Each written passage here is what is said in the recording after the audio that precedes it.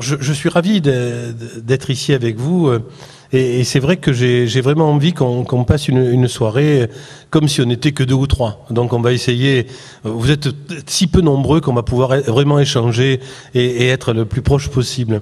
Alors je vais commencer tout de suite par une histoire, je vous en racontais beaucoup, hein, mais je vais commencer par une histoire à cause du fait qu'en buvant une lèvre avec le président de l'université, on a évoqué Cassis, où j'habite maintenant.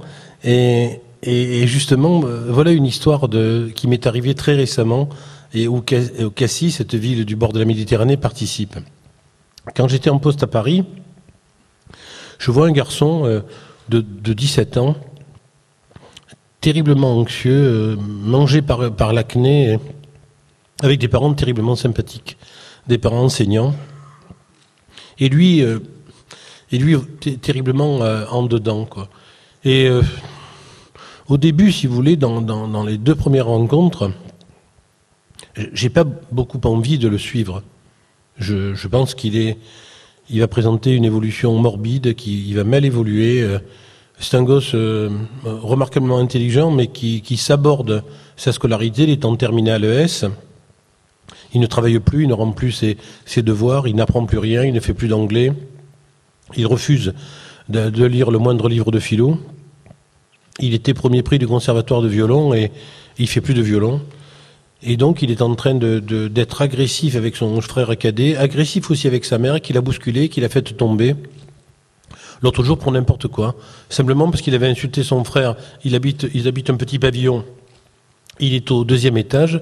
Il est descendu parce que son frère faisait selon lui des bruits de cochon. Il a frappé son frère de 15 ans et puis il a jeté sa mère par terre lorsqu'elle est venue s'interposer. Donc je suis confronté à ce garçon au regard très apeuré, très peu communicant et j'ai vraiment pas envie de m'engager là-dedans. J'ai envie de passer la main, j'ai envie que quelqu'un s'en occupe, le traite, lui donne des médicaments avec lesquels je suis vraiment très peu compétent. Il faut être loyal, je comprends pas grand-chose à la psychopharmacologie. J'ai plus l'habitude de me prescrire que de prescrire et je pense qu'en plus je pense que quelque part il vaudrait mieux qu'il voit un vrai psychiatre ou un psychiatre et que celui-ci s'en occupe. Mais la mère tient bon. Tout à l'heure vous disiez Madame Denis tient bon, la mère tient bon, elle me dit je voudrais vraiment que vous continuiez à avoir notre fils. Et elle m'émeut, cette femme, pour la raison que, alors qu'elle est battue, qu'elle est bousculée, qu'elle est frappée par son fils, elle l'aime encore.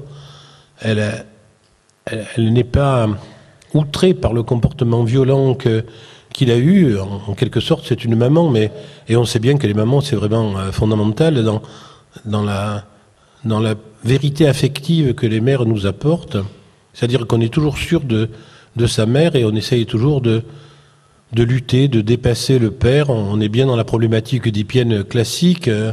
Jocaste, qui quelque part aussi reconnaît Oedipe, accepte l'inceste alors que son père, ça se termine mal avec un assassinat, réalisant ainsi la prophétie.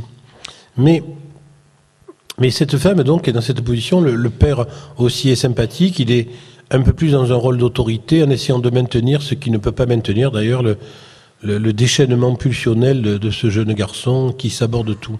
Alors, à cause d'eux et pas à cause du garçon, je tiens bon et je continue à le voir et je réussis, mais des petites choses, quoi. Je réussis à ce qu'il refasse un peu d'anglais, un peu d'histoire et géographie et qu'il recommence un peu les mathématiques dans lesquelles il est excellent.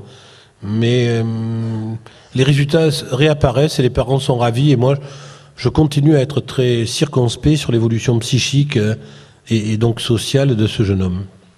Alors il me raconte plusieurs histoires très mystérieuses. Notamment une jeune fille qui faisait du violon avec lui, dont il était amoureux, et qui n'était pas indifférente à lui, mais à laquelle il n'osait pas parler, et que finalement un garçon plus audacieux va avoir avec elle une histoire amoureuse, alors que lui, qui l'aimait, et qui sans doute pour lui était aimé, n'avait pas réussi à nouer cette relation affective. Alors il se passe entre lui et moi quelque chose d'assez amusant, c'est-à-dire que je lui dis, mais tu sais, ce que tu racontes, ça m'est arrivé aussi, moi aussi, je je me rappelle d'une Hélène extraordinairement jolie, à laquelle je n'osais pas dire qu'elle était jolie. Je la faisais rire, je la menais boire des cafés, mais bon, j'osais pas. J'avais peur de sa beauté.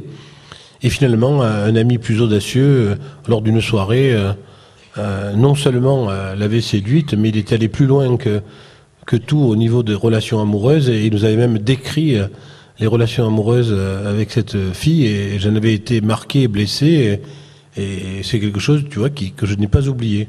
Alors il est assez sidéré, le garçon, et il me dit, ah bon, ça vous est arrivé? Je dis, bien sûr, mais ça arrive, tu sais, tu pourrais en parler à ton père et à ta mère, encore que peut-être qu'ils te répondront pas, mais si tu parles à des gens que tu connais, tout le monde dira que les histoires d'amour ratées, c'est peut-être celles dont on se souvient le plus, alors que les histoires d'amour moyennement réussies, peut-être qu'on les oublie beaucoup. Alors il est assez satisfait de ça, et il sort de la consultation en me disant, bon, je vais refaire un peu des maths. Alors je suis un peu sidéré parce que voilà que un psychiatre qui parle, qui avoue quelque chose, entraîne chez son patient des réactions symptomatiques assez intéressantes dans la reproduction de quelque chose pour lequel je luttais. Tant que je faisais le psy, tant que je disais alors, il faudrait que tu travailles, il s'en foutait, quoi. Et dès que je dis, moi aussi j'ai traversé une histoire qui ressemble à la tienne, voilà qu'il vient m'aider, quoi. Quelque part, il m'aide, il commence à me traiter. Et j'avoue que à partir du moment où il accepte un peu ce que je dis, je le trouve un peu plus sympathique. Et je dis à ses parents que, à mon avis, il va un peu mieux. La mère me dit vraiment, je vous remercie, mais elle se méfie de moi quand même. Elle me dit, continuez à tenir bon. Elle me surveille, la maman. Et le père, il me dit, on fera ce que vous dites dans une alliance d'autorité. Bon, enfin, encore une fois, c'est des gens très sympathiques. Et lui, à partir du moment, encore une fois, où il écoute ce que je dis, il va mieux. Et puis un jour, je suis terriblement en retard. Il est 21h, quoi. Je devais le voir à 8h. J'avais pris des retards dans les consultations parce que le problème des consultations en psy, c'est que il y a des gens qui sont un peu organisés. Moi, je suis assez désordonné. Donc des fois, ça peut durer pas longtemps, mais des fois, ça dure soit parce que je m'engage dans une relation, soit parce que je comprends pas, enfin bref, j'ai une horloge psychologique, une horloge psychothérapique un peu détériorée. Faudrait peut-être que dans la grande ville de Liège, avec vos manufactures, vous me rétablissiez mon horloge psychique, mais je fais un peu... c'est plus quelque chose d'intime qui se reproduit chaque fois, plutôt que quelque chose un peu standardisé. Je reconnais que pour la transmission, c'est difficile, parce que quand mes collaborateurs, les plus jeunes qui me font l'honneur d'accompagner mes consultations, me disent mais pourquoi vous faites ça? Je dis, je sais pas, je fais ça parce que il me semble que je dois le faire. Pour la transmission, c'est un peu compliqué. Et donc, il est 21h, je vais le voir, je dis, téléphone à tes parents que je t'invite au resto à côté, à la rue Saint-Jacques, j'étais à Paris, et un restaurant japonais pas trop mal. On va manger là, je t'invite pour m'excuser de mon retard. Et il sourit. Et il faut que vous sachiez qu'il venait en vélo d'assez loin dans Paris. Donc il montait à la consultation avec son vélo. Et il me dit, bon, ben je dis, ton vélo, je te ramènerai aussi. Parce que non seulement je t'invite, mais je te ramène. Parce que le vélo la nuit, c'est un peu difficile. Mais j'ai une Cinquecento, j'ai une Fiat 500. Donc on était rentré finalement avec le vélo dans le toit ouvrant de la Fiat 500, qui était au niveau de la sécurité moyen. Mais on n'a pas rencontré de police, et donc j'ai pu quand même assumer en tout cas leur accompagnement du vélo et d'Olivier. Il s'appelle Olivier, ce petit. Et au restaurant, alors que on commande des trucs habituels, misao, enfin des trucs que je mange d'habitude, hein, juste à l'entrée de la rue Saint-Jacques, sur la partie droite, si vous y allez, il y a un restaurant japonais pas mal, donc je vais là. Et à ce moment-là, il me regarde, il me tutoie, alors qu'il me vous voyait, et il me dit, Ruffo, tu me trouves symétrique. Alors, imaginez la scène. Je vous demande d'être moi un peu. Il est 21h15, quoi. Vous avez vu une journée un peu dense, difficile. On rencontre des choses difficiles en psychiatrie. Vous êtes avec un jeune homme dont vous savez la fragilité, et il vous balance comme ça. Est-ce que vous me trouvez symétrique? L'inquiétude m'envahit, quoi. Tu vois, et il me gâche mon repas japonais. Et je repars sur les anciens contre-transferts, les anciennes distances que j'avais vis-à-vis de lui, de penser finalement il est malade, je me suis moi-même leurré dans son évolution positive. Et le fait est que lorsque quelqu'un en face de vous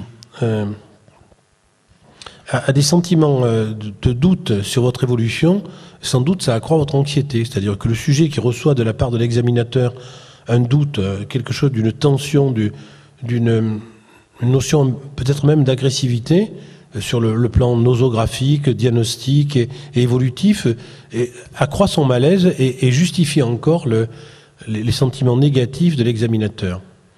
Alors je dis, je sais pas, Olivier, oui, je te trouve symétrique. Il me dit non, vous êtes symétrique, mais moi non. Or, vous voyez, il transfère sur moi l'anxiété. Je vous le soumets. Est-ce que vous avez déjà pensé que vous étiez symétrique? Maintenant, en rentrant ce soir chez vous, vous allez devant la glace et vous regardez si vous êtes symétrique. C'est un problème que vous n'avez jamais posé.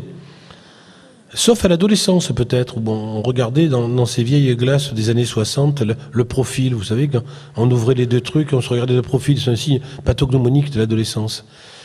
Et je dis, pas symétrique, tu sais, je comprends pas ce que tu dis. Il me dit, non, je suis pas symétrique et c'est sans doute pour ça qu'elle n'a pas été amoureuse de moi et que j'ai pas pu avec elle nouer cette relation.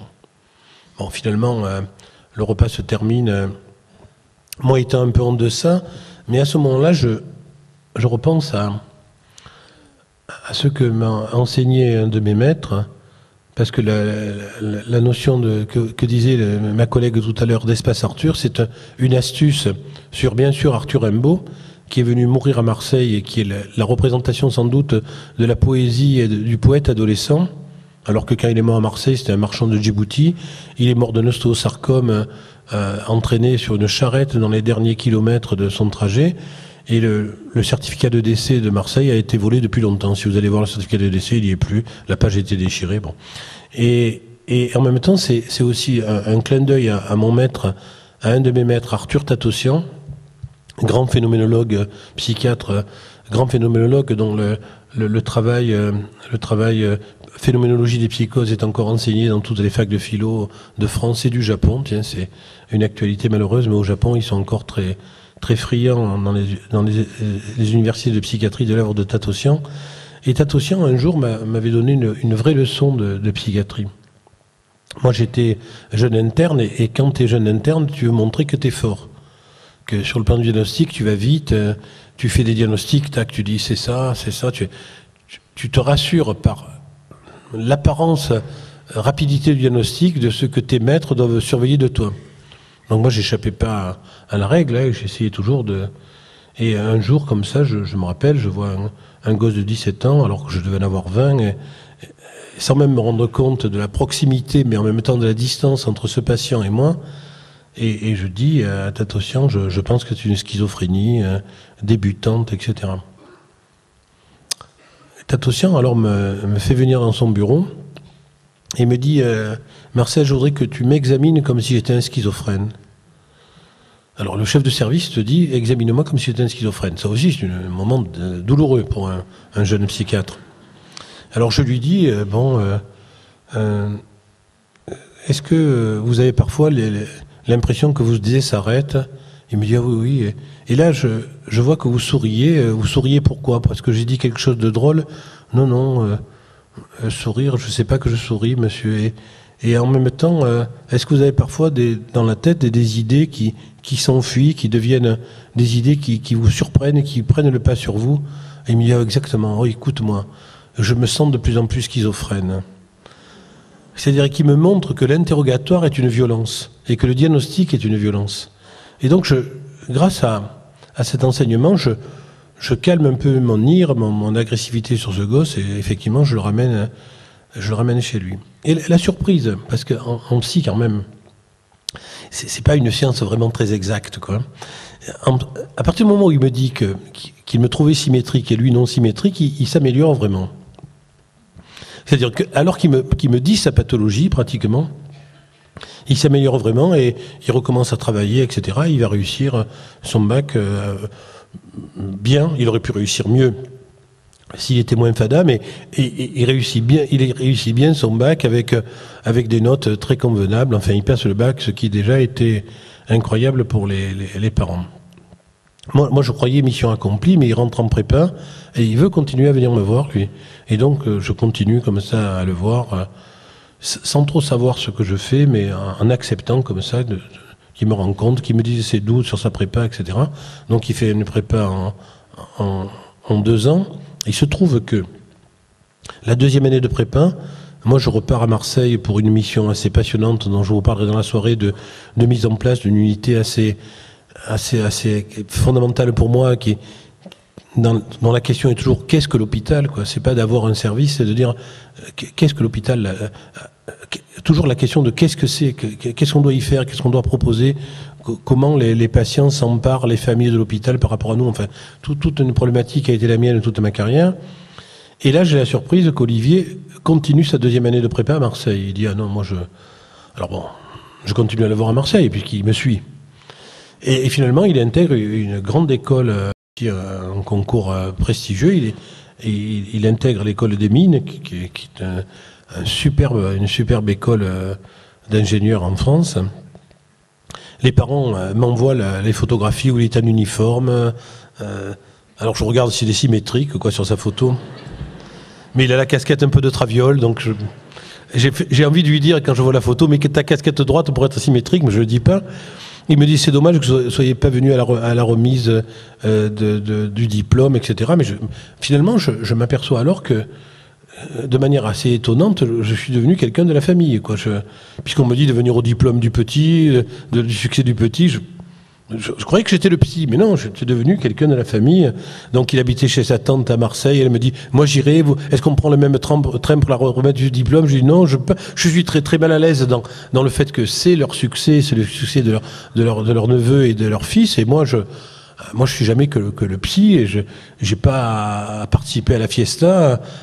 Il faut que je garde quand même une petite distance. Vous avez vu que je n'ai pas gardé beaucoup dans cette histoire, mais que là sur le coup, en tout cas leur réussite c'est la leur et c'est pas la mienne, et de manière un peu pudique, je me replie, je dis non, je peux pas venir, je dis que j'ai du travail, ce qui est vrai par ailleurs, et donc je fais pas. Je reçois les photos, il m'envoie un mot, et à ce moment-là, j'ai plus de ces nouvelles.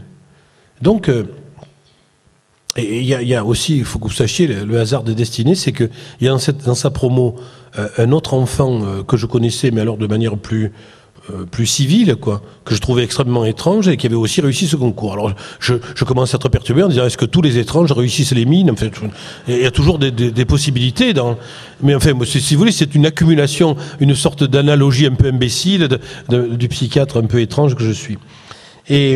Et je lui dis d'ailleurs à Olivier, quand il m'appelle, ah tiens, est-ce que tu as Renaud? Ah oui, Renaud, il est un peu mystérieux. Je dis oui. Donc lui, il dit il est un peu mystérieux. Donc si lui dit qu'il est mystérieux, on peut le croire. Donc 2 mystérieux sont dans la promotion. N'empêche que j'ai plus de ces nouvelles, et simplement les parents, la mère notamment, envoient des mails à ma collaboratrice et amie qui travaille avec moi depuis 35 ans, et donc elle me met le mail en disant tiens, salut Ruffo, et voilà, ou le docteur Ruffo, la mère regarde le truc, salut le docteur Ruffo, et j'ai des nouvelles d'Olivier qui va bien. Et j'ai eu là, il y a quelques mois, à la fin de l'été dernier, en septembre, une très très jolie surprise. Très très jolie surprise. Je vais prendre les journaux, le courrier dans ma boîte aux lettres, qui est dans un très très joli petit jardin où il y a un citronnier. Donc je passe devant le citronnier, je passe devant le citronnier, puis je pousse un peu les citrons et je prends le courrier. Ça évite, par exemple, que lorsqu'il y a des impôts, il vaut mieux le cueillir avec les citrons. C'est plus agréable. Vous voyez, ça permet une atténuation des impacts parfois émotifs qu'on reçoit. Et là, je vois une carte postale sans timbre d'Olivier, quoi. Et il me dit, alors je cite de mémoire ce qu'il y a, il me dit, tiens, salut, j'étais à Cassis avec ma promotion, nous avions fait les calanques à pied, c'était vraiment merveilleux, j'étais content de voir l'endroit où tu vis, et j'ai pas eu le temps de te saluer parce que j'étais avec mes amis, et je tenais simplement à te signaler ma présence à Amitié à Olivier. Et là, je suis ravi parce que là, je sers, vous voyez. Un psy, il sert quand il sert plus. C'est pas comme votre cardiologue ou moi, mon orthopédiste. Il faut que je le voie, là. Je vais le voir lundi, je vais regarder mon genou, tu vois. Je veux qu'il s'occupe de mon genou, quoi. Mais le psy, quand tu peux faire en sorte qu'il ne s'occupe plus de toi, effectivement, c'est la bonne route de mes maîtres psychanalystes quand ils te disent bonne route et qu'ils considèrent que tu as fait une part de chemin et que maintenant tu dois te débrouiller. Donc, vous voyez, je suis rentré par une histoire dans ce qui m'est proposé ce soir devant vous, dans ces jolies grandes conférences de Liège, parce que je voulais vous montrer que toutes les hésitations de la psy, tout le fait que c'est quelque chose où la surprise, les étonnements, les distances, même les mauvais sentiments existent beaucoup. Et je vais essayer maintenant d'être un peu plus rigoureux dans mon exposé pour avancer sur le sujet qui m'est proposé. C'est peut-on encore être adolescent aujourd'hui? Alors il y a des données d'abord un peu épidémiologiques, mais elles sont intéressantes. En plus, moi j'ai eu l'honneur de travailler avec Marie Choquet, qui est belge, donc qui peut vous être que sympathique, hein, donc et qui était directrice de l'INSERM, de l'unité elle a dirigé l'INSERM, une unité de recherche de l'Institut national de la recherche scientifique et médicale dans le service que je dirigeais à Paris. Donc il y avait une unité de recherche très très intéressante parce que en même temps les chercheurs évaluaient ce qu'on faisait, c'est-à-dire qu'il y avait tout ce qu'on faisait était évalué par des chercheurs. Ça fait que ça nous mettait, nous, en situation d'être évalués en permanence. Ce qu'on faisait était vérifié par d'autres personnes. Toute notre pratique était vérifiée par une équipe de recherche qui, après, nous rendait des forts services, notamment pour les critiques qui nous apportaient dans notre démarche thérapeutique, médicale, institutionnelle, enfin, des histoires de ce style. Et donc, l'histoire avec Marie Choquet, le travail avec Marie Choquet nous montre des choses intéressantes. Les psychiatres sont un peu particuliers parce que ils voient les gens qui vont mal. On est d'accord, hein. Moi, quand je vois un adolescent qui va bien, j'essaye de pas l'aggraver, mais parfois ça risque de déraper. Tu vois, si je le vois trop souvent, donc j'essaie de mettre le frein à main dans par exemple une proposition de suivi psychothérapique, parce que soigner les gens normaux, c'est intéressant, tu les guéris vraiment. Hein, vous voyez, alors que les plus difficiles, c'est quand même plus difficile parfois à accompagner. Mais actuellement, donc, la recherche épidémiologique nous montre que les adolescents vont bien, quoi, et qui vont mieux qu'avant, Les adolescents d'aujourd'hui vont mieux que les adolescents que nous avons été, quoi. Alors pourquoi y a-t-il tellement d'éclairage, de mise en exergue, de cette problématique adolescente? Parce que ceux qui vont mal, disons les 10 à 15% d'adolescents qui vont mal, sont notoirement plus visibles parce que les autres vont bien, mais aussi ils vont mal partout. C'est-à-dire, un adolescent n'est pas pathologique s'il a un trouble du sommeil. Il n'est pas pathologique s'il a un désintérêt scolaire en 3e pour les filles, en 2e pour les garçons. Il n'est pas pathologique s'il fume du hashish le samedi soir. Parce que ses copains lui donnent du marocain et c'est le cru qu'il faut. Bon. Et il n'est pas pathologique s'il court certains risques, mais qu'en même temps il les maîtrise. Par contre, s'il fait tout, s'il a des troubles du sommeil, s'il zappe l'école, s'il fume 4 pétards avant d'aller au collège, s'il a des conduites sexuelles très, très particulières, un peu trop en avance, si en même temps il doute de lui, ce qui est le fait des adolescents, mais qu'en même temps il a une dépression hostile, on voit arriver le tableau de l'adolescent qui lui décale et surprend. Alors, dans ces cas-là, qu'est-ce qui se passe? Déjà, chez les normaux, chez ceux qui vont bien, le grand Winnicott, le grand psychanalyste anglais, a dit quelque chose que je vous conseille de retenir. Si vous retenez qu'une chose ce soir, c'est ça. Lorsque, par exemple, il voyait des parents avec des adolescents un peu casse-pieds en consultation, donc il expliquait, il essayait de donner sens aux symptômes que ces adolescents présentaient, et finalement, les parents disaient, bon, c'est bien gentil, monsieur Winnicott, mais là, on va rentrer chez nous, il va encore vouloir sortir jusqu'à 2h du matin, ou jouer sur son ordinateur, à l'époque, non, mais écouter sa radio, faire du bruit, manger encore tout ce qu'il y a dans le frigo, qu'est-ce qu'on va faire? Et Winnicott disait aux parents, il faut survivre. Donc, vous voyez, c'est vachement juste. Donc il faut survivre. C'est pas un grand conseil, mais c'est un conseil utile. Survivez, ça va se passer. Exemple type, les adolescents adoptés. Exemple type, les adolescents et les adolescentes adoptés. Tu as une adoption en général, est effectuée par des couches socioculturelles élevées et économiques élevées. Il y a très peu de pauvres qui adoptent. On est d'accord. Si t'es pauvre que tu as 3 enfants, c'est difficile d'en nourrir un 4e. Donc c'est par contre, si tu as une stérilité ou si tu as une capacité incroyable d'accueillir les enfants avec des singularités. Par exemple, il n'y a que les catholiques qui adoptent les handicapés. Vous voyez, quand un adolescent, un enfant handicapé est adopté, tu dis vous êtes catholique. Ils vous disent oui, c'est quelque chose de pathognomonique, quoi. Et donc, ces gens qui adoptent de couches socioculturelles élevées, les chiffres d'évolution sont assez troublants. On s'aperçoit qu'il y a chez les enfants adoptés, que ce soit des adoptions nationales. En France, il y a 900 enfants adoptés par an et 3500 adoptions internationales, 3700. Que ce soit national ou international, il y a 30% de troubles cognitifs. C'est incroyable. Comment un milieu socio-culturel élevé, économiquement bien placé, entraîne le double des 15% de dégâts cognitifs dans la population générale. Alors que leurs enfants, les enfants d'enseignants réussissent à 90% de leurs études, et dans ces couches-là, il y a 5 à 6% d'échecs. Pourquoi cette surreprésentation du trouble cognitif? Alors ça, c'est intéressant à étudier pour éviter le côté un peu oh, il a été tellement malheureux, elle a tellement souffert, une sorte d'attitude d'être de trop bons parents par les parents adoptants, peut-être, en essayant de se rapprocher d'eux. Et quand je discute de ça en France ou qu'il y a des débats là-dessus, j'ai toujours les associations de parents adoptants qui me tombent sur le dos en disant ne noircissez pas l'adoption, c'est un acte merveilleux, je ne noircis rien. J'essaie de proposer par exemple une consultation spécialisée d'adoption où on les verrait tous les ans plutôt que de les voir quand ils sont petits, puis après de les voir à l'adolescence quand ils cassent les pieds, quoi. Mais là, ils disent ah mais vous stigmatisez. Je dis non, je stigmatise pas. J'essaie une alliance avec vous pour vous accompagner annuellement pour voir comment ça va. Et déjà en disant comment ça va, si ça va pas trop bien, peut-être qu'on pourrait aider, quoi. Ne pas laisser le primaire être sabordé parce que tout se joue au primaire, quoi. C'est au primaire, en CM1, en cours moyen première année que tu fondes ton secondaire, quoi.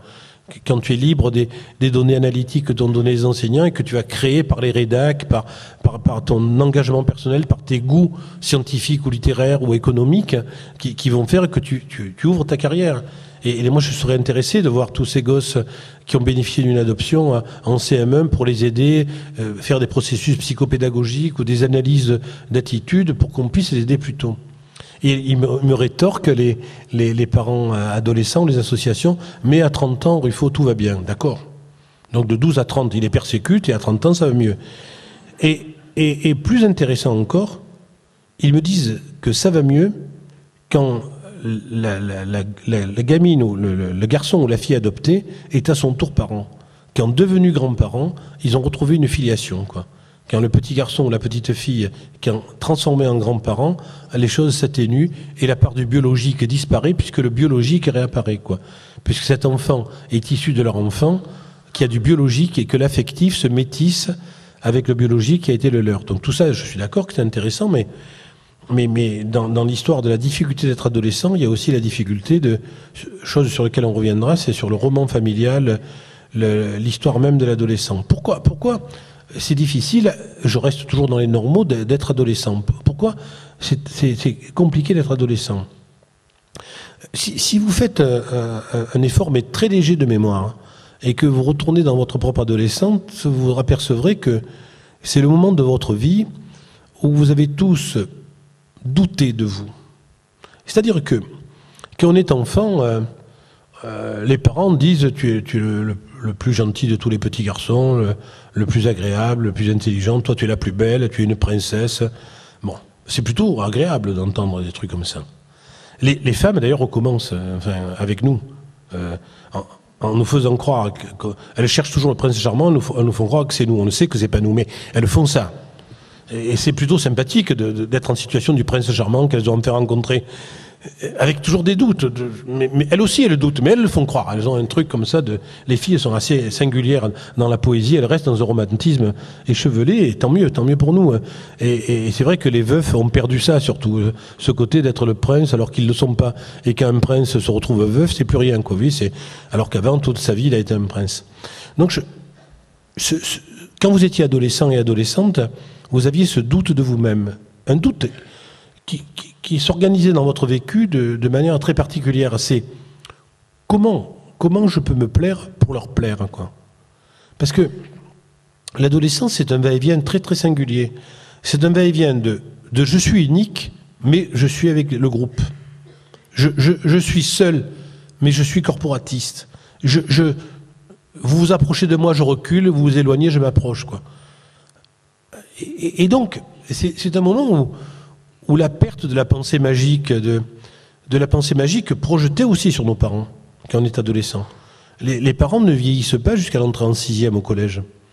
Et d'un coup, en 6e, ils prennent brutalement un coup de vieux. C'est-à-dire que le vieillissement commence en 6e pour les parents. Ne viens plus me chercher, j'ai mes amis qui sont avec moi. Bon, pourquoi ? Et parce que d'un coup, le temps, la notion phénoménologique du temps, il y a quelque chose dans la chronobiologie qui change à l'adolescence. Le temps est à moi. Le temps pour rien, le temps gâché. Avec les SMS, t'es où ? T'es où ? Ils sortent du collège, ils se mettent sur MSN pour parler, pour rien dire. Parce que quand tu es à côté d'eux, quand tu es un pédopsychiatre attentif, tu es à côté d'eux, tu es avec MSN avec eux, ils te disent rien. Ils racontent rien avec leurs trucs. Hein. Ils se téléphonent, ils te font péter le forfait du portable pour que dalle. Ils disent rien du tout.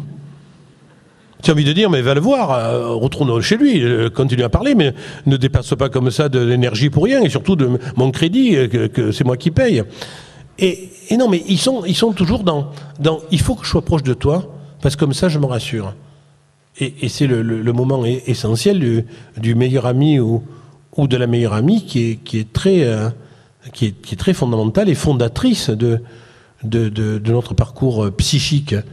On projette sur son meilleur ami ou sa meilleure amie toutes les qualités qu'on voudrait avoir, qu'elles n'ont pas, qu'ils ont pas. Mais le meilleur ami est incontournable et indiscutable. Il a tout. Il a même des parents sympas, tu vois, alors que tu les connais, ils sont pas terribles. Il dit, le père de mon ami est remarquable. C'est une brute épaisse. Oui, mais il est autoritaire, lui. Ou alors, à contrario, il est très permissif. Je dis, oui, mais c'est un toxicomane ancien, tu vois. Bon. Et tu as des... Alors, tu en prends plein le cornet, c'est vrai. Bon, je vous raconte une histoire personnelle, comme ça, je vais montrer que vous allez continuer à avoir ma pathologie grave et active, ma névrose infantile active, et qui reste très permanente. Quand notre fille est devenue adolescente, elle m'a utilisé beaucoup comme un pédopsychiatre, vous voyez, comme quelqu'un de disponible, puisque tu es pédopsychiatre. Donc, un jour, elle me dit, écoute, on est 5, il faut qu'on aille au ski, on a décidé ça hier, il faudrait que tu trouves une location dans les Alpes et que tu nous accompagnes en voiture, que tu t'occupes un peu de nous, prends une semaine de congé, on compte sur toi. Je lui dis, tu préfères pas que ta mère... Non, le ski pas, ça l'intéresse pas, et toi, ça t'intéresse. Ah, tu en parles toujours du ski, alors c'est le moment de le prouver. Je l'ai dit à mes amis, donc petite fierté, je vais skier avec les copains de ma fille, je vais surveiller un peu son fiancé, parce qu'on sait jamais, si jamais il skie mieux que moi, ce qui va être le cas. Et donc, je dis, d'accord, donc je me débrouille, je trouve une location moyenne à Briançon, moyenne, c'est tard. Je trouve un truc au 4e étage, avec plein de mezzanines en bois, où on peut avoir des matelas moyens, mais où on peut dormir à beaucoup, enfin un truc où on peut dormir à 6, avec malgré tout une chambre pour moi aussi, parce que je suis grand et je voudrais dormir tranquille sans ces adolescents. Et donc on y va, quoi. Ça se passe bien au début. Bien, il skie bien, le Bougret, le copain, vraiment. Donc je fais des efforts, mais il skie vraiment très bien, hein, et quand c'est glacé, quand c'est chou, vraiment, il prend tous les risques. Je lui fais attention. Il me dit non, mais ça va, monsieur, non. Et moi, je sais aussi, donc bon, d'accord. Mais la journée est terrible parce que quand on arrive, il faut que je monte les skis parce qu'ils veulent les laisser en bas. Moi, j'ai peur qu'on les vole, tu vois. Après, je fais la cuisine, donc je fais des pâtes, hein, mais ils mangent beaucoup, ils en reveulent, donc je refais cuire de l'eau. Puis je fais la vaisselle, et puis après ils sortent. Et moi, je donne un coup d'aspirateur, de balai. Je vérifie je suis un père moderne, vous voyez, mais c'est casse-pied, quoi, je veux dire que... Et puis tu vois, il rentre à minuit, 1h du matin, tu vois. Briançon, qu'est-ce que tu fous à 1h du matin à Briançon, quoi. Puis 2h, tu vois. Ah, je dis, ah là. Et puis il rentre un peu gai, tu vois, un peu... Je dis, il se drogue, je dis, tu vois, Ils ont trouvé un dealer qui leur livre du hashish, et moi je suis complice de ça. Alors qu'est-ce que je fais ?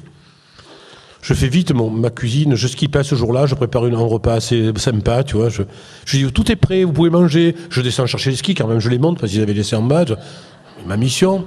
Mais tu n'as pas voulu skier, c'est la neige, il avait neigé, il y avait de la poudreuse. Je dis, oh non, tu sais, j'ai un peu mal aux jambes. Que dalle, je voulais les suivre. Et puis ils partent, je me mets un foulard, un bonnet, et je les suis, quoi.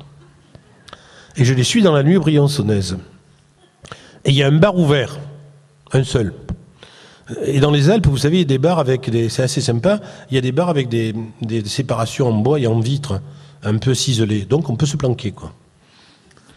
Donc je passe 3 ou 4 fois devant le bar, je vois qu'ils sont dans un groupe avec des gens, des gosses de là, tu vois, avec un type un peu âgé de 30-35 ans qui est avec eux. Je dis le dealer, tu vois. Alors, donc je rentre finalement, tu vois. Je rentre, je me mets dans un coin. J'ai trouvé une place géniale où je peux les écouter sans être vu, dans un petit recoin, tu vois. Bon, le serveur est des Alpes, il manque un peu d'iode, mais il est des Alpes, il est un peu bourru. Il me regarde, il me fait des signes, et moi je lui fais une pression, tu vois. Même dans les Alpes, on peut comprendre, tu vois. Alors il me regarde, il fait ça, et je dis non. Et puis il me fait ça, comme ça, il fait... Alors il me dit, vous êtes prof de gym? Je dis non. Une pression, je dis comme ça. Ah, une bière, il veut une bière, il fait ça. Alors il crie. Et moi je dis, ils vont me repérer. Et à ce moment-là, je les entends parler, j'écoute ce qu'ils disent. Ils disent que dalle. Rien, des bêtises. Des bêtises. Ils parlent de la neige, ça d'accord. Ils parlent d'eux, ils parlent de leurs copains. Et ils allument un copain qui n'est pas venu avec eux, qui est bouc émissaire. Mais vraiment de la grosse banalité, tu vois. Et alors, je me méfie du dealer potentiel. Le dealer potentiel, en fait, c'est un brave type qui a un élevage, qui vit avec 2 vaches. Des vrais, hein, et qui leur parle de leur vie. Alors, ils sont intéressés par sa vie. Alors, tu as 2 vaches, tu vis avec 2 vaches, assez sympa. Ma fille a dit, si je faisais ça, je dis, mon Dieu, tu vois. Sa carrière est terminée, elle va être vachère, tu vois. Des trucs qui m'agressent, mais en même temps ça m'amuse, et que je les trouve infiniment sympathiques, ce groupe. Et le vacher aussi. Je trouve que c'est bien qu'il rencontre quelqu'un d'aussi typiquement antique, archaïque, et je suis assez content. Et puis ils disent, bon, on va rentrer parce que... Et ma fille a dit, mon père va s'inquiéter parce que je remarque qu'il est toujours debout quand on rentre, tu vois. Adorable petite, tu vois. Vraiment, j'ai envie de me... mais je me fous sous la table pour pas être vu. Alors l'autre couillon des Alpes, dès que je me mets sous la table et qu'il passe, il me fait, oh, regardez, il y a un monsieur qui fait de la gym. Et il me fait choper, tu vois. Et ma fille a dit, c'est scandaleux, qu'est-ce que tu faisais là? Non, je passais, je m'ennuyais. Enfin bon. Donc je suis perdu. Donc vous voyez, Et après, elle m'en a beaucoup voulu parce qu'elle m'a dit, mes copains t'ont trouvé étrange. Je dis non, surtout parce que tu étais sous la table et que tu étais copain avec le type qui faisait ça. Donc j'étais pas... Il a fallu que je regagne beaucoup en édification après avec elle, mais c'est en train de s'arranger maintenant qu'elle est grande, qu'elle a 31 ans. Et j'ai mis quand même, vous voyez, presque 16 ans pour récupérer le coup des Alpes. Donc vous voyez, c'est le moment où on part à l'aventure, où on ne veut pas que les parents soient là, on ne veut pas qu'ils soient sous une table dans un bistrot où on est, on veut... rencontrer des gens, rencontrer les mêmes endroits qu'on a rencontrés petits et petites, mais qui sont à redécouvrir. Et donc, c'est un moment vraiment de spatialité, de temporalité très, très personnelle, avec tout le doute qui nous envahit. Parce que même ceux qui vont très bien doutent d'eux-mêmes. Et parfois, on le voit bien dans les gosses qui font les pitres, qui racontent des histoires qui ne sont pas les leurs et qui masquent comme ça certaines fragilités. Et parce que pour certains adolescents en difficulté, échouer, c'est drôlement plus facile que de réussir.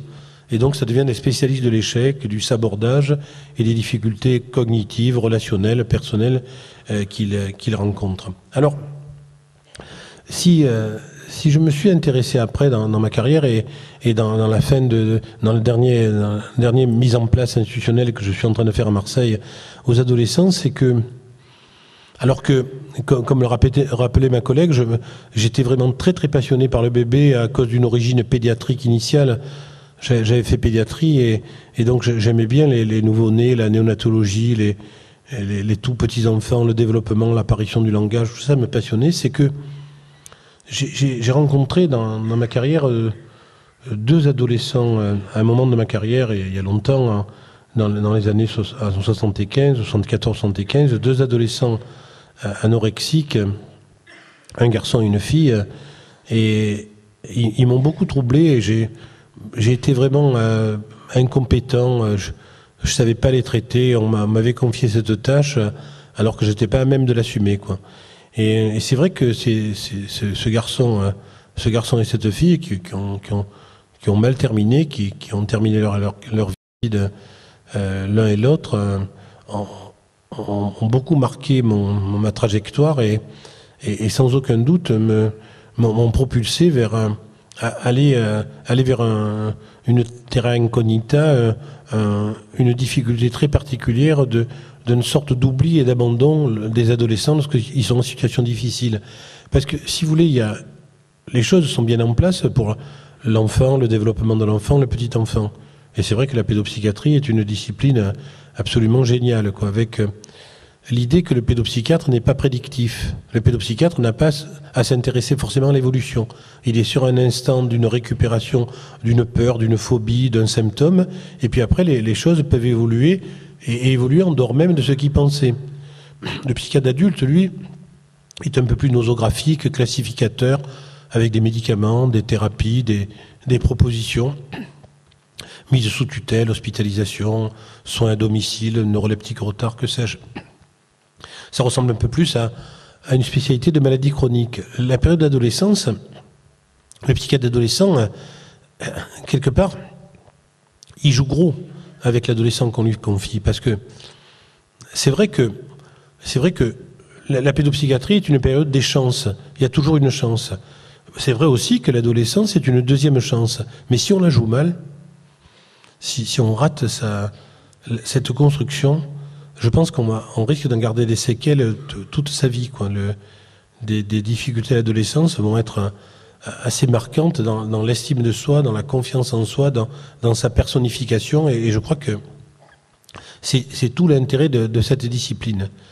Alors je crois que c'est une discipline originale en soi qui fait qu'il faut aussi des structures originales. Vous venez d'en ouvrir une à Liège, et on peut s'en féliciter, au Penado, et effectivement, les adolescents sont très très sensibles au fait que c'est pour eux qu'on fait quelque chose. Ils ne supportent pas qu'on leur parle du passé quand ils étaient petits, et ils ne supportent pas qu'on leur parle d'avenir parce ils présentifient tout. Donc c'est un drôle de moment d'ajustement des thérapeutes et des parents et des enseignants. Puis en face, nous on fonctionne sur le passé et l'avenir, soit pour nous, soit pour nos élèves, soit pour nos enfants. Mais on est toujours dans une dimension de nier un peu le présent, le temps qui passe. Vivre sa vie, c'est ne pas penser à la vie qui passe. C'est assez simple. Et en même temps, lorsqu'on se penche du côté des historiens, on voit par exemple Braudel qui dit « on n'a pas d'avenir si on n'a pas de passé ». C'est une phrase splendide.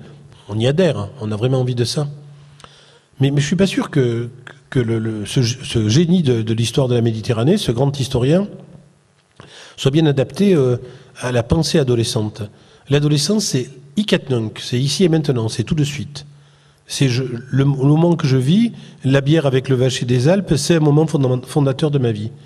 Puis après, on l'oublie et on va faire autre chose. Une strate d'accumulation de présent qui leur permet de colmater la perte de la pensée magique infantile et le doute de leur avenir. Alors c'est vrai que on est nous, les familles, on est dans un moment très très particulier. Les psycho-historiens qui travailleront sur la famille dans 100 ans ou un peu plus étudieront notre époque comme une époque d'extraordinaire changement. Les familles ont changé de façon colossale, et j'allais dire en bien, quoi. Les familles sont beaucoup plus démocrates que ce qu'étaient les familles d'avant.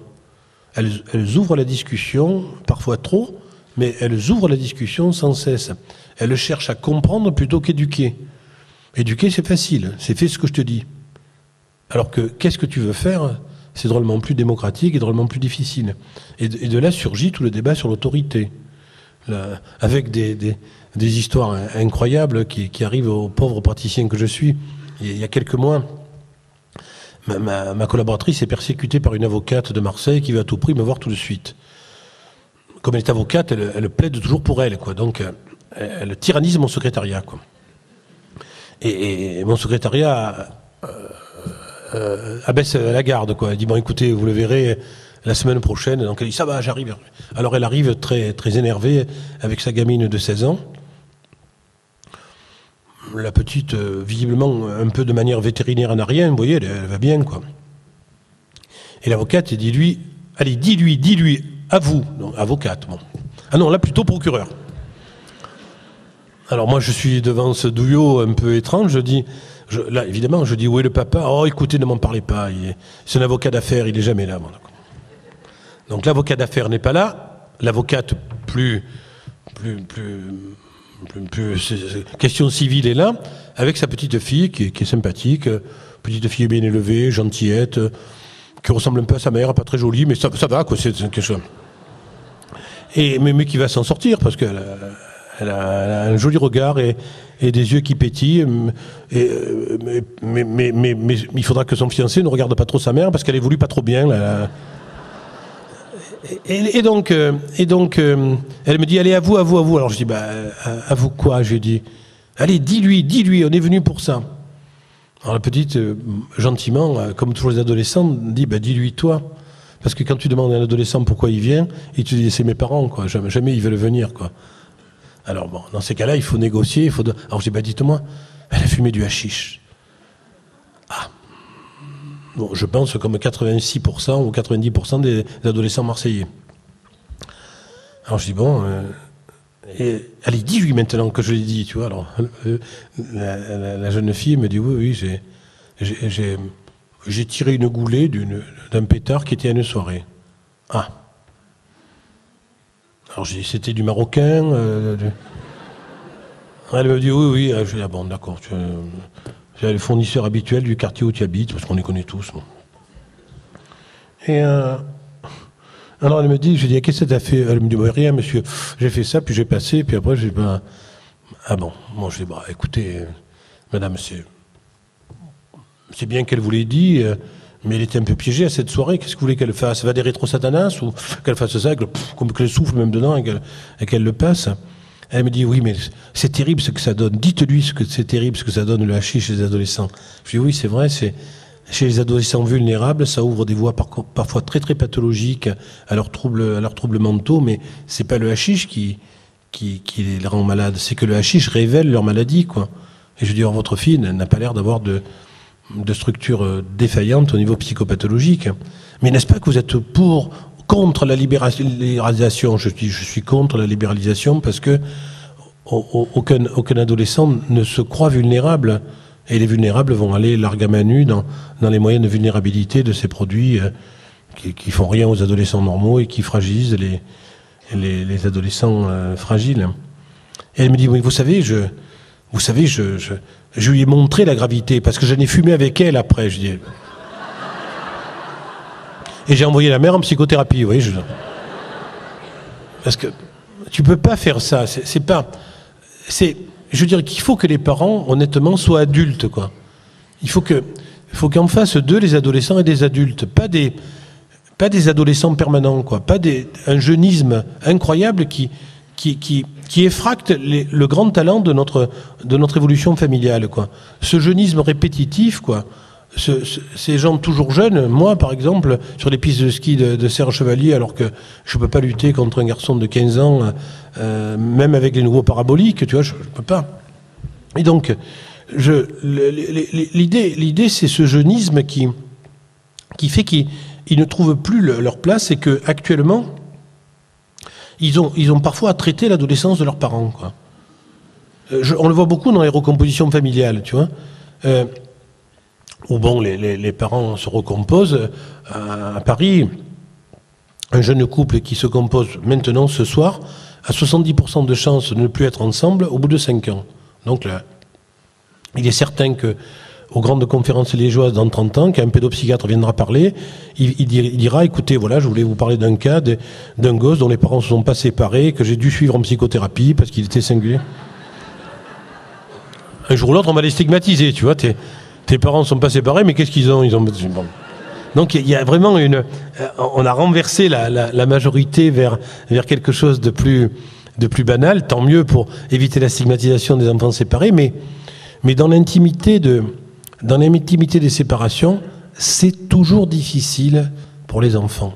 C'est toujours difficile pour les enfants. Et encore plus difficile quand le couple qui se sépare est intelligent. Et qui font par exemple une garde alternée. Pourquoi pas 17% des couples en France. Mais comment voulez-vous que l'enfant comprenne qu'ils s'entendent aussi bien et qu'ils soient séparés? Comment voulez-vous que l'enfant n'oublie pas son cahier de maths chez papa ou son cahier de latin chez maman pour voir un peu qu'ils se retrouvent? Et les enfants sont parfois dans une situation de parentalité avancée. L'exemple type, c'est lorsqu'un des deux parents ne se recompose pas. Lorsque, par exemple, le garçon reste isolé ou la fille isolée. Et les enfants vont dire toujours les mêmes choses. C'est assez splendide. Ça ressemble aux contes de fées de nos temps anciens, à Green, à Perrault, aux sorcières d'ici, aux grands bonhommes, aux monstres, enfin à tout le carnaval qui règne dans votre cité de manière si élégante, avec les grandes figures blanches, les Gilles. Le garçon va dire qui va repasser les chemises de papa, qui va lui faire manger, et il va dire maman va pas avoir peur lorsque la nuit tombe, quoi. C'est assez incroyable. Les enfants retrouvent du genre, quoi. Dieu sait si le combat des féministes a entraîné une parité, une égalité, un plus grand respect des femmes à tous les niveaux, puisque elles ne votent en France que depuis 47. Hein, c'est pas si vieux que ça. Quand on parle des problèmes de la femme, par exemple dans les pays musulmans, on se rend pas compte qu'il n'y a pas si longtemps que ça, on était vraiment pas si évolué que ça. Hein. Vote des femmes, De Gaulle 47, quoi, en France. C'est pas si vieux que ça. C'est même hier, quoi. C'est assez étonnant. Mais les enfants, donc, les enfants retrouvent des pistes anciennes et la séparation est toujours difficile chez les enfants. D'autant que c'est d'autant plus difficile si, par exemple, le beau-père est plus agréable et plus talentueux que le père, quoi. Il va mettre en exergue des défauts de son père sur lesquels on anticipe un peu une réalisation des défauts du père. De même, si la belle-mère est plus sobre, moins spectaculaire, plus à l'écoute que la mère biologique, le gosse va se rendre compte aussi des excès parfois passionnels de sa mère biologique. Or, il faut que vous sachiez que l'adolescence, c'est aussi un moment où quand tu en sors, enfin quand tu vas mieux, c'est que tu apprécies les défauts de tes parents. Tu apprécies les défauts. Apprécier leur qualité, c'est à la portée de n'importe quel couillon. Mais apprécier les défauts, c'est ça, être quelqu'un, en reprenant la proposition vraiment géniale de Goethe, qui dit « on est adulte quand on a pardonné à ses parents ». Et le poète éclaire d'un jour plus élégant ce que peut dire le pauvre psy. On est adulte quand on a pardonné à ses parents. C'est vraiment une phrase géniale de la part de Goethe. Mais ce processus risque d'être accéléré par une séparation et par la mise en vision et exacerbée des défauts, de la souffrance, de la peine du père ou de la mère. Tu as, dans les anorexies, par exemple, une des choses contre lesquelles on a à lutter avec mon équipe, c'est le fait que les anorexiques issus de couples séparés maintiennent le symptôme, la maladie, histoire de rapprocher de manière morbide les parents. Je vous donne un exemple. Petite Juliette à Paris, 16 ans, anorexie grave, indice de masse corporelle, la taille au carré par rapport au poids, et c'est un rapport avec le fameux 18 des mannequins. Le fameux 18 des mannequins espagnols, on ne défile pas à 18. Donc elle, 12, hospitalisée. On est obligé de lui mettre une sonde de non-renutrition parce qu'elle n'y arrive pas, quoi. Et elle reprend assez rapidement 6 kilos. En buvant beaucoup quand même. Elle a pesé, elle boit 1,5 litre de liquide pour nous faire comprendre qu'elle a grossi. Enfin bref, elle reprend 6 kilos. Sur le coup, la collaboratrice qui travaille avec moi vient me voir en me disant « Je suis en difficulté avec cette jeune fille à cause de la difficulté que me posent les parents. » Alors nous, il faut que vous sachiez que dans l'anorexie, enfin dans les équipes que j'anime, on ne sépare pas l'anorexie que les parents. La parentectomie ne m'intéresse pas. On peut pas dire aux parents, vous ne la verrez plus et comme ça elle guérira et qu'ils ne se sentent pas coupables. Ça, ça me paraît une imbécilité grave. Donc nous, on travaille avec eux en alliance. Avec des possibilités aussi de séparation. Là, par exemple, je pense à une autre petite fille, Sarah, qui me dit, Ruffo, ne faites plus venir ma mère, on va pleurer dans les bras, elle va me faire sortir. Donc j'ai dit à la mère, écoutez, téléphonez-lui, appelez-la tous les jours, 6 fois par jour, mais ne venez plus pleurer dans le service, d'accord, mais vous savez, je suis émotive. Je dis, mais elle aussi, et l'autre, elle faisait des signes de l'autre côté, va-t'en, va-t'en. Ben là, bon, on n'a pas séparé, ça a duré 15 jours. Après, elle pleurait copieusement ensemble tous les soirs, mais elle ne partait pas, la petite. Bon, d'accord. Donc, pas de séparation. Donc, je convoque les parents qui venaient la voir tous les jours. Et je dis, écoutez, on va essayer de faire une sortie, parce que l'endocrino, qui avait la charge du service, me dit, la charge de cette patiente me dit, elle joue beaucoup sur la séparation de ses parents. La mère est toujours raide amoureuse du père, qui lui s'est recomposé. Bon, donc je vois les parents. La mère, tout de suite, dit au père, devant la gosse, tu vois ce que tu as fait de notre fille, est-ce que tu te rends compte de ta responsabilité? Lui, il dit, bah, c'est ma fille, je suis là présent à tous les rendez-vous, je l'accompagne, j'ai les mêmes soucis que toi sur son évolution. Il se défend, mais l'autre l'accuse comme responsable, dans le fond, de l'anorexie.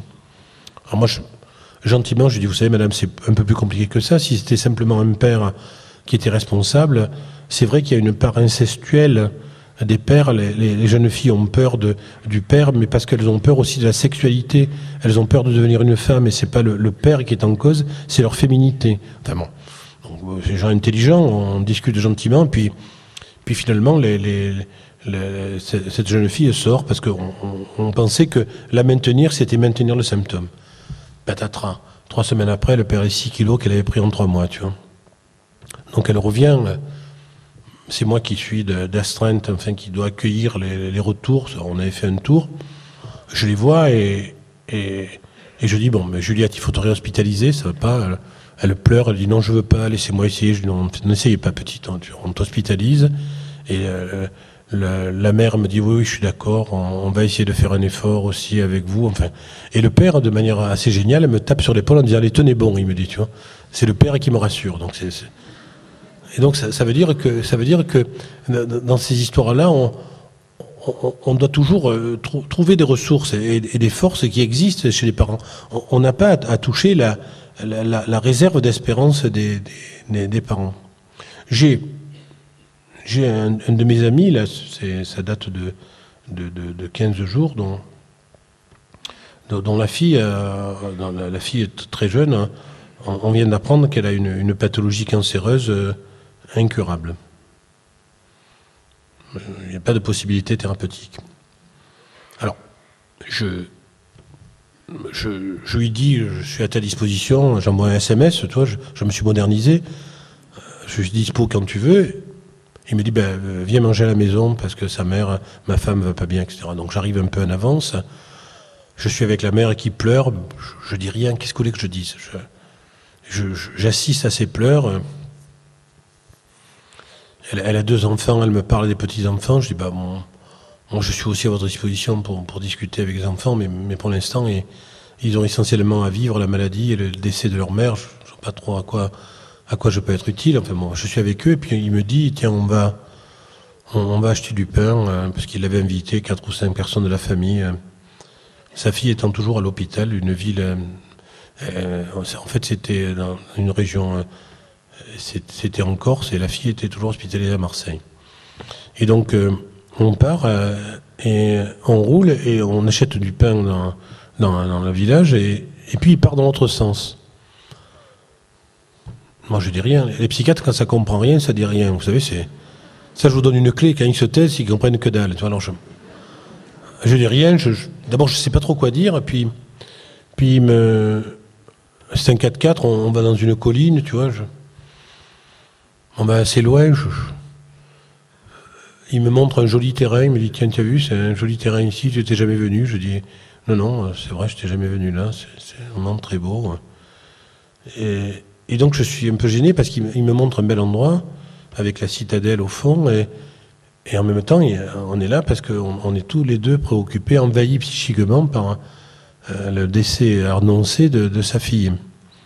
Et il me dit, tu sais, il faut que je la revoie qu'elle soit là, que pendant quelques mois on vive ensemble, puis après, elle mourra, mais je pourrai. Je pourrais supporter sa perte. Ce que je ne peux pas supporter, c'est l'annonce de la mort que m'a fait le chirurgien. Que le chirurgien m'a dit, voilà, on a ouvert, il n'y a rien à faire. Ça, je ne peux pas le supporter. C'est comme si c'était, il ne dit pas ce mot-là, mais comme si c'était approprié la vie de ma fille. Et je ne peux pas le supporter. Et ça, je comprends bien. Et je dis, mais je trouve que ce que tu dis est vraiment remarquable de finesse et de talent. Et puis je me tais parce que c'est un gigantesque cadeau qu'il m'a fait au niveau amical, de me dire voilà ce que je veux, quoi. Et moi j'ai pas ajouté, j'ai pas interprété, mais je trouve ça d'une grande dignité, d'une grande force psychique. Et c'est à peu près ça finalement, être parent d'un adolescent, c'est tenir bon, être supporter et accompagner le moment où il s'écarte de nous, quoi. Et c'est assez amusant. Hein. Notre fille est au Portugal en ce moment. Elle m'a téléphoné hier soir en me disant tiens, on est dans un endroit au-dessus du Tage qui te plairait bien, tu vois. Vous voyez, ça va mieux par rapport aux Alpes. C'est elle qui me décrit des bistrots. Elle me dit il y a une femme qui chante du fado. Comment ça va dans le Nord? Je dis oh, tais-toi, ne t'inquiète pas, ça va bien. Je suis à Liège, je suis content d'y être. Mais en même temps, elle se préoccupait d'un paysage que je verrai ou que je verrai pas, mais pour me transmettre après un plaisir de lieu, de découverte. Et je trouve que la messe est dite, elle n'est pas finie, mais elle est dite. C'est-à-dire que l'histoire de la bascule fait qu'elle se préoccupe de découvertes que je peux faire. Donc il y a quelque chose dans la transition qui est passée. Et c'est pour ça que c'est difficile d'être adolescent et que en même temps, surtout en France, on a les adolescents les plus pessimistes d'Europe. Ils sont plus pessimistes que les Afghans et les Irakiens. Il n'y a que les Frenchies pour être aussi bêtes, on est d'accord. Mais ils sont pessimistes pourquoi? Parce qu'on leur serine les 30 glorieuses, parce que les grands-parents ou les parents sont dans des positions sociales plutôt confortables, malgré que les Français se plaignent toujours, parce qu'on se demande si on va garder, parce que je le vois demain, le ministre de la Santé, on se demande si on va garder notre santé, tu vois. On se demande si on va garder notre système de soins. Les retraites, à 50 ans à la SNCF sont aussi un des combats de Sudrail. Donc on a toute une problématique d'enfants gâtés et on voudrait qu'ils soient aussi gâtés, voire plus gâtés que nous. Et deuxième problématique, on veut qu'ils réussissent mieux que nous. Je le sais, moi, à distance, combien j'ai persécuté involontairement notre fille sur ses études, quoi. La pauvre, elle devrait être pensionnée, ce que je lui ai fait.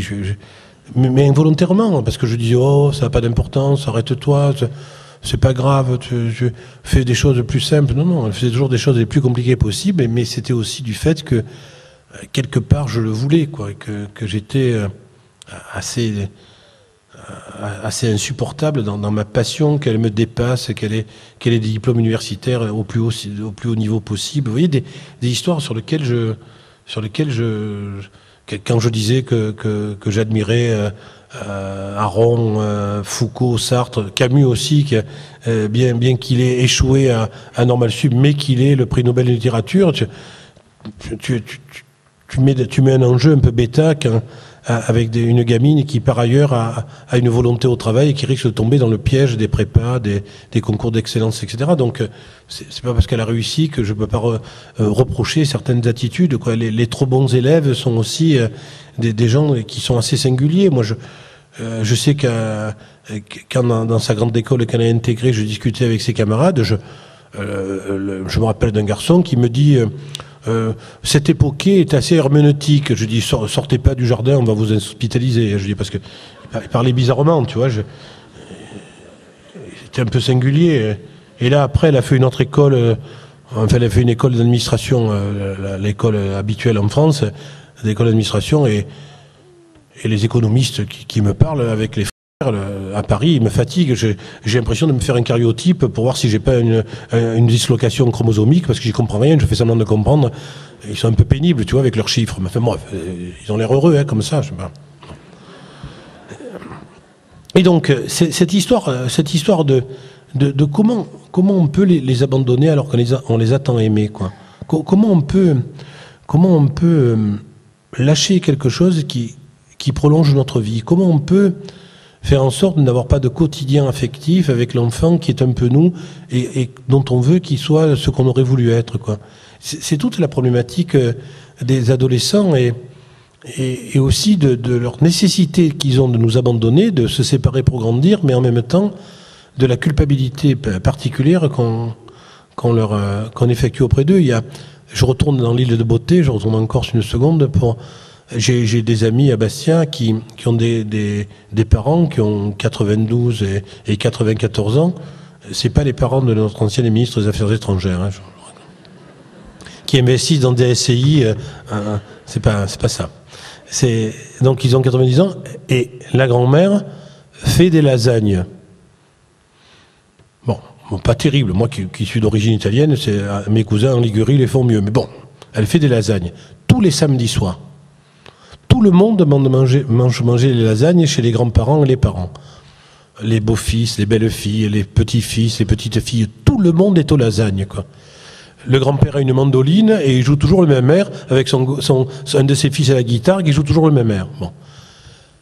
Deux garçons de mes amis, un fait une école de communication, il est très le poulbeau parisien à la casquette, le foulard, enfin bon. Et l'autre fait archi. Et il est en stage chez un architecte de renom parisien qui va faire un joli bâtiment. Et quand ils sont en Corse, ils montent aux lasagnes, quoi. Et ils ne discutent pas. Alors moi, quand je suis aux lasagnes, parce que moi aussi je ne peux pas discuter, dès quand je suis à Bastia, je vais aux lasagnes. Donc je vais aux lasagnes. Et quand je suis aux lasagnes, je les regarde, et l'autre jour, je rentre avec un des deux jeunes gens là, qui ont 26-27 ans, et avec Clément, donc celui qui fait dans la com, il me dit « Viens, je voudrais te montrer quelque chose ». On rentre dans le jardin, il y a une sorte de cafouche, en marseillais, ça veut dire une sorte de petit hangar, un petit cabanon, qui sert à mettre les outils, à remiser les outils, etc. Et il me montre une boîte de clous. Il me dit « Regarde, mon grand-père a toutes sortes de clous ». De manière admirative. Alors je dis « Oui, c'est des clous, mais tu vois... Je ne suis pas ébloui par les clous, tu vois, je sais pas. Je ne suis pas emporté par la quincaillerie du pépé de Bastia, tu vois. Et puis il me dit, tu sais, avec ces clous, il fait de tout, regarde, tu vois, les planches qui tombent là, il les a clouées. Je dis, oui. Un peu de biscante, un peu de côté. Je dis, il faudra qu'il les recloue, parce que, oui, justement, il a des clous plus grands. Je dis, alors, le psychiatre, il pourrait dire, voilà un symbole phallique du clou, du grand-père. Pour dire n'importe quoi, le psy. Le psy s'en sort toujours avec des prêts-à-penser. Mais moi, je trouve que plus singulièrement, ce garçon nous démontre combien on leur impose une fidélité affective de manière assez incroyable. Il est dans un lien de bienveillance et de tolérance vis-à-vis de ce grand-père qui sert aussi d'équivalent mortel par rapport à ses parents. Il sert aussi de protéger de la mort des parents qui sera aussi inéluctable. Il sert aussi dans un accompagnement de la disparition de la vie, lui-même représentant la survie, quoi. Et je trouve que c'est ça être adolescent, quoi, qu'il faut les comprendre.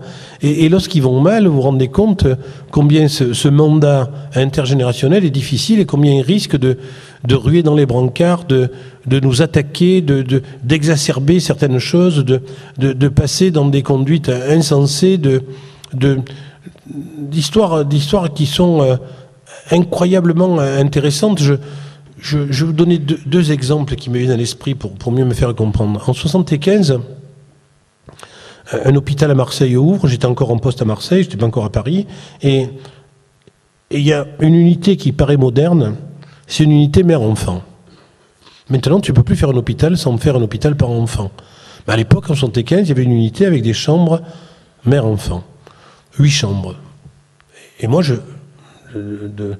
au niveau de mes collègues, visiblement, ils me désignent comme la victime devant aller aux unités mère-enfant, en disant les mères c'est casse-pieds, va les voir, toi, etc. Donc j'y vais. Alors, pour être à tout prix original et singulier, je ferme immédiatement une chambre et je fais une cafétéria. Donc je ferme une chambre, je demande un percolateur, du thé, des tartines, des confitures, un mini-frigo, et on fait une cafette. Et donc je fais la visite de cette unité avec les parents à la cafette, avec les enfants dans leurs bras, etc. les bébés dans leurs bras et on fait la visite à la cafette avec des tables, on met de la musique après, etc. Et le chef de service dit, ah oui, c'est un psychiatre, il faut faire attention, ils sont un peu singuliers, etc. Moi, je faisais ça comme ça, tu vois.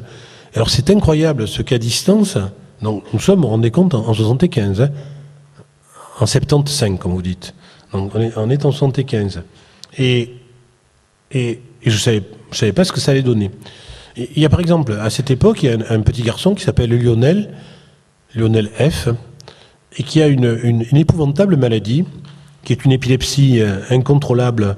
Il est toujours en crise épileptique.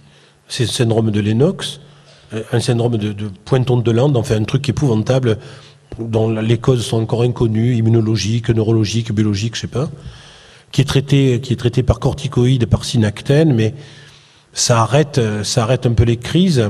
Mais en même temps, on s'aperçoit que 90% de ces enfants aboutissent à une arriération psychose, à une sorte de démentification précoce, tu vois. Ils sont déments pratiquement à la naissance. Et donc, il y a ce gosse qui est là, qui participe à mes trucs de cafette, là, avec les parents. Qui est devenu ce Lionel. Lionel est devenu un adulte très, très handicapé, qui bénéficie d'une allocation d'adulte handicapé, et il est dans un foyer occupationnel, parce qu'il ne peut pas travailler, y compris dans un travail assisté. Il est extrêmement handicapé dans ses capacités de relation, de cognition, etc. Mais une fois par an, je rencontre ce garçon et son père, et comment? J'ai une véritable passion pour le rugby à 15. Et en particulier pour un club, pour Toulon, pour le rugby club toulonnais. Et une fois par an, à la sortie du stade, où je suis abonné, où je crie dans les tribunes, signez-les, où oui, je suis vraiment le supporter basique, tu vois, avec le foulard, l'écharpe, les oriflammes, je crie comme, je me dresse, je pousse des cris, je suis un supporter, quoi. Voilà. Et à la sortie du stade, il y a une fois par an Lionel et son père qui viennent avec les couleurs de mon club et qui viennent au match, quoi. Et le père me dit, voilà, on voulait vous dire bonjour et Lionel voulait vous saluer, quoi. Parce qu'ils disent, on se souvient de vous quand on discutait avec vous et que vous disiez que peut-être il évoluerait quand même mieux que ce qui était prévu. Et regardez comme il est bien ce petit, tu vois. Alors qu'honnêtement, on souhaite à personne d'avoir un enfant comme ça. Sauf que les parents ont réussi à intégrer les quelques éléments que Lionel laisse passer et que c'est leur fils, quoi. Que c'est leur fils avec ce terrible handicap social, cognitif et relationnel et psychologique. Et en même temps, ils veulent l'inscrire dans une histoire avec un personnage, entre guillemets, moi, quand j'étais interne, qu'ils ont croisé, et auquel ils veulent montrer la vérification de l'évolution. Et ça, c'est intéressant, quand même. Ça, c'est intéressant lorsqu'on voit des adolescents en difficulté, qu'on se propulse vers des difficultés beaucoup plus conséquentes, style l'évolution de Lionel, tu vois. Et c'est là où le mot de survivre de Winnicott trouve vraiment tout son intérêt. Alors, au stade où j'en suis de ma carrière, c'est exactement ce que dit mon maître Michel Soulet, que j'ai rencontré l'autre jour à Paris, qui a eu 90 ans le 28 février, là, et qui...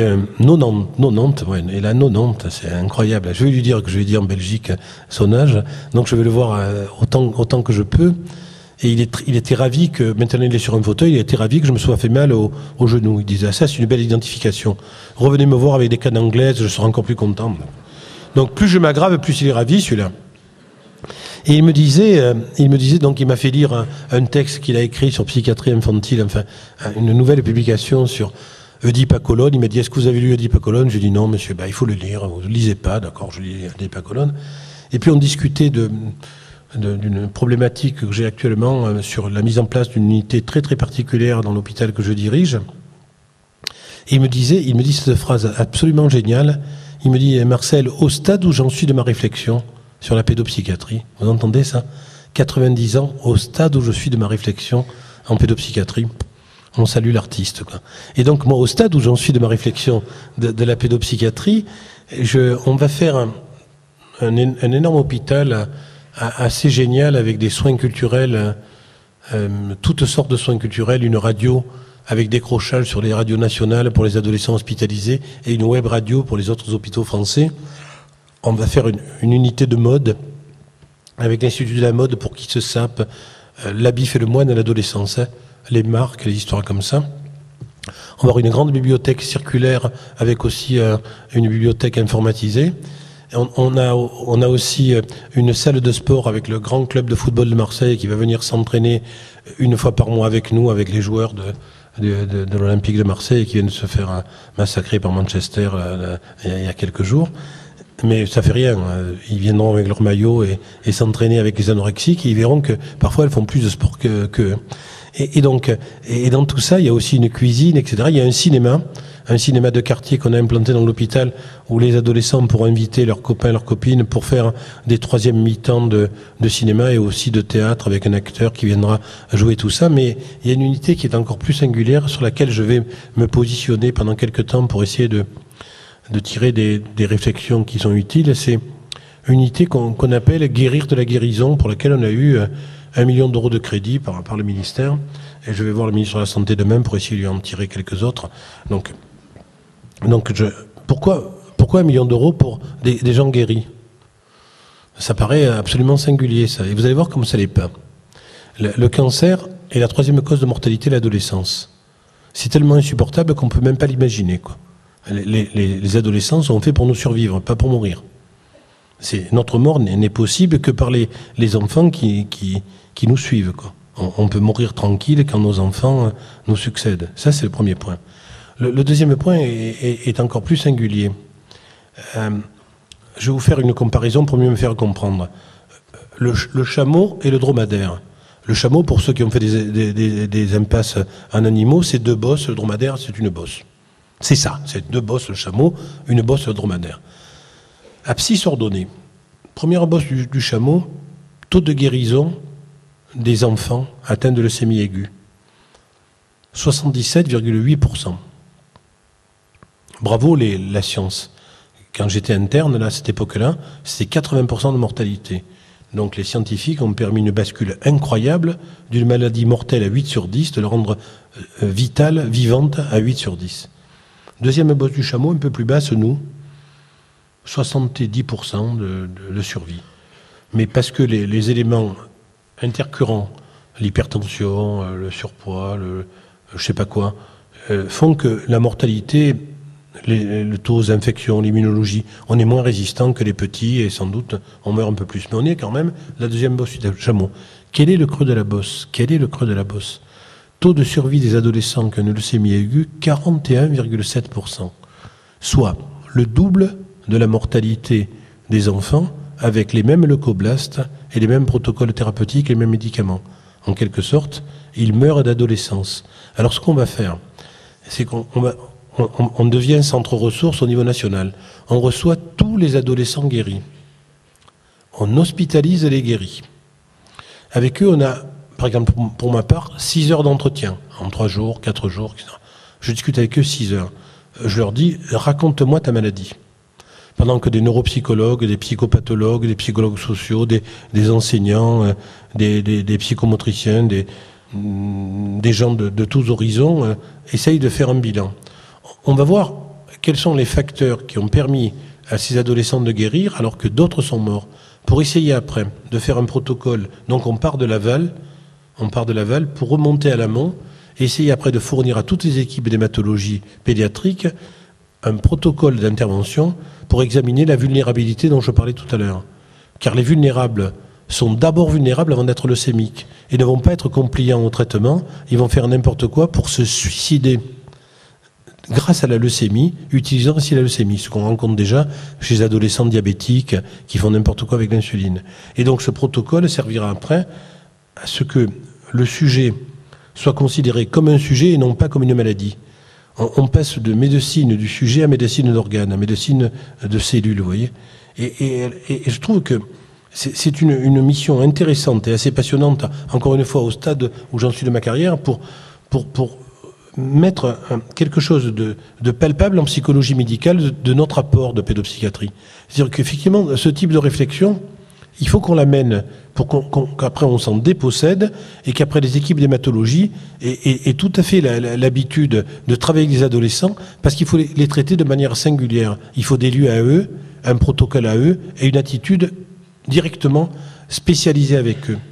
Et je crois qu'à distance, ça existe déjà en Hollande ou en Finlande, je ne sais plus, dans un pays du Nord, il y a une discipline qui s'appelle médecine de l'adolescent, qui réunit l'ensemble des spécialistes qui font ça. Et je crois que c'est une très très bonne idée de la part de l'Europe du Nord, comme d'habitude, d'essayer de... Quelqu'un, par exemple, médecin de famille, généraliste, à 40 ans, il veut un peu changer de crèmerie, il retourne à la fac, il fait son diplôme, il devient spécialiste d'adolescent.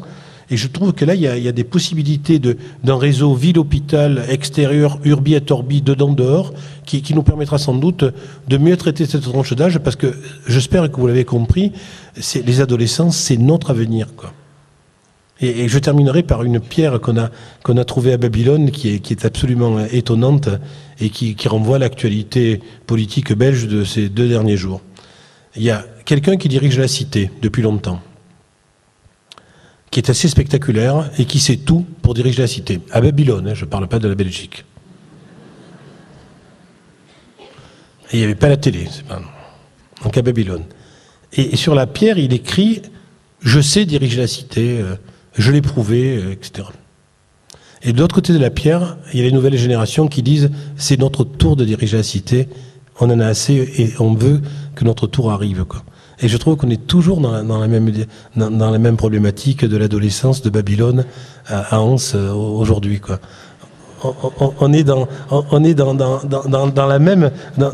la même donnée qu'on a peut-être la chance extrême de transmettre à nos adolescents et quand on a une responsabilité à un certain niveau par exemple moi pour ma discipline la seule joie c'est de faire en sorte que ces élèves soient plus forts que toi et aillent plus loin que toi dans ce que tu as pu leur transmettre.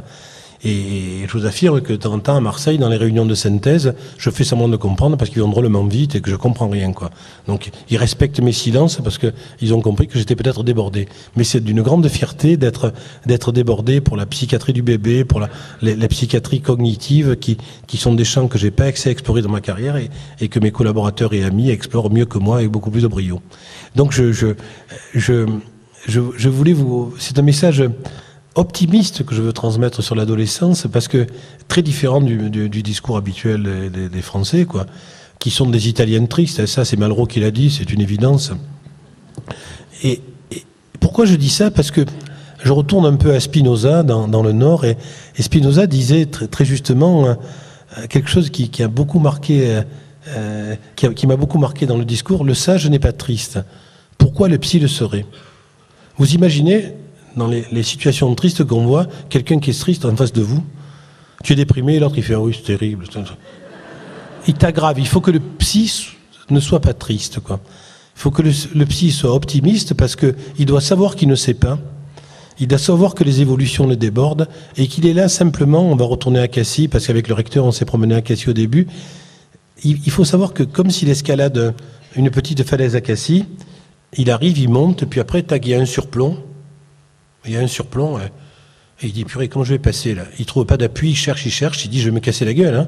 Il vérifie, comme il est bien amarré, les grands-parents, les parents, ils vérifient comme il est amarré, mais il peut pas progresser. Puis d'un coup, tac, au bout du doigt, il trouve un petit appui, et il progresse. Et quand il est arrivé au sommet, il oublie l'appui difficile. Il oublie que cet appui lui a permis de progresser. C'est exactement ça, un psy. C'est un appui dans une situation difficile qui te permet de continuer une escalade de vie. Je vous remercie de votre attention.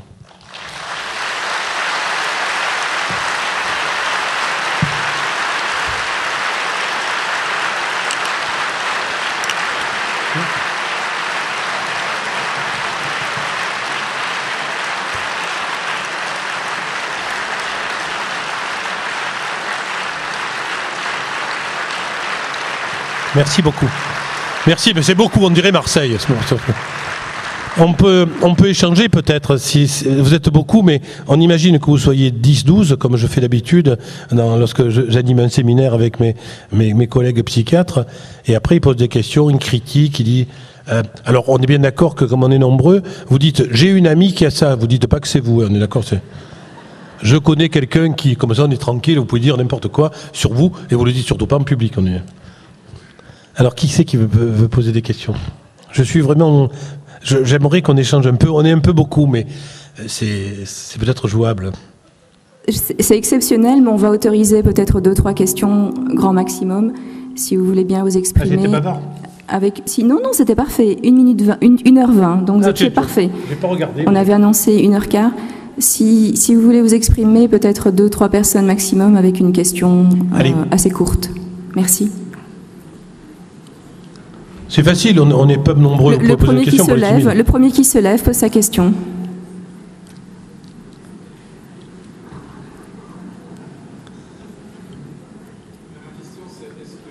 Je la répéterai pour la salle.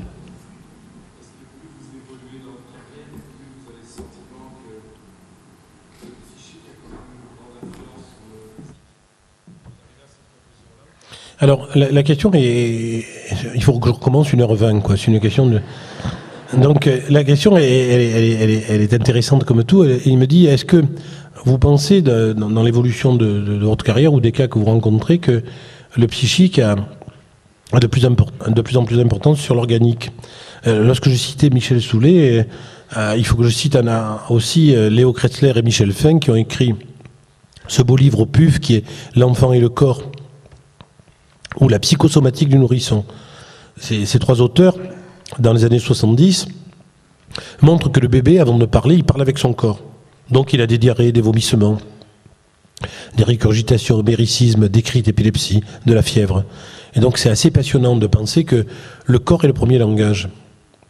Et moi je sais que c'est quelque chose qui m'intéresse beaucoup parce que à Paris, quand je dirigeais la Maison de Solène, on a recruté la première sophrologue des hôpitaux de Paris. On mettait les anorexiques en détente, en relaxation.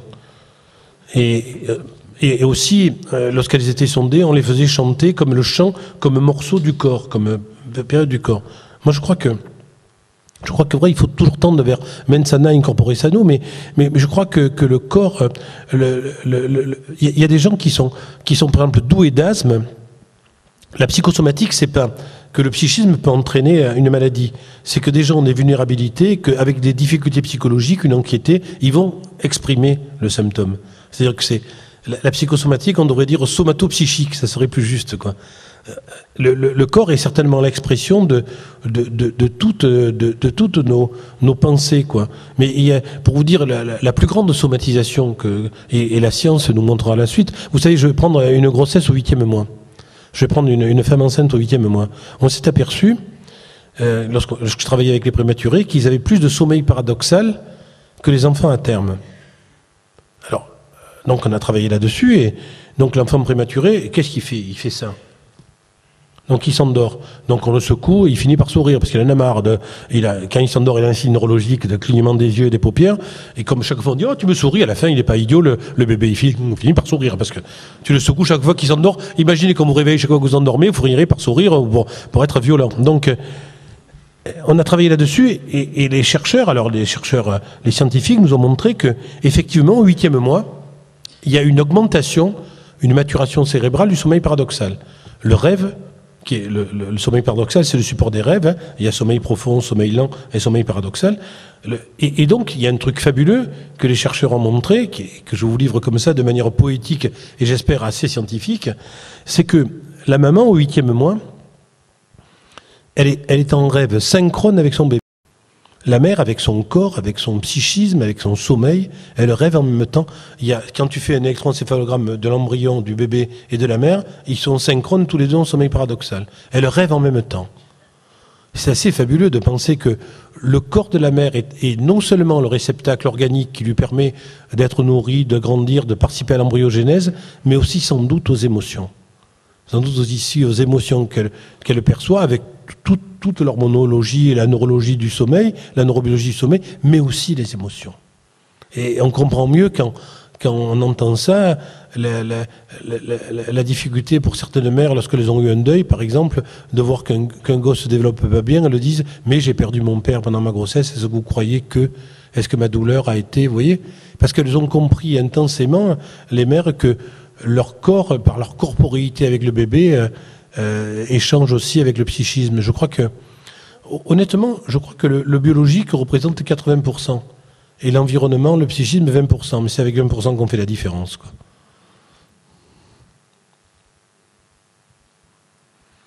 Une autre question? On a dit 2. C'est dommage de vous quitter. Je pourrais continuer comme Fidel Castro longtemps, mais... Enfin, Castro d'une certaine époque, pas maintenant.